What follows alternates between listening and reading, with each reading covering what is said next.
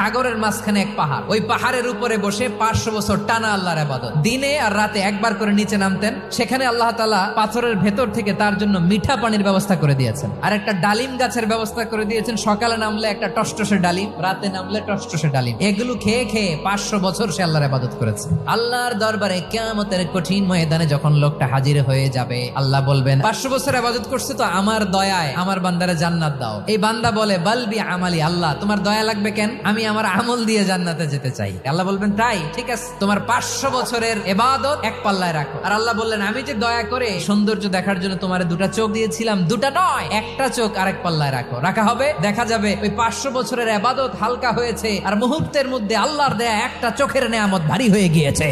ফলাফল দেখো, হিসাব বলে তুমি এখন জাহান্নামে যাবা, যাও এবার জাহান্নামে যাও। এবার লোকটা কাচুমাচু করে বলে আল্লাহ এবার আমি বুঝতে পেরেছি তোমার দয়া ছাড়া দুনিয়ায় কেউ জান্নাতে যেতে পারবে না।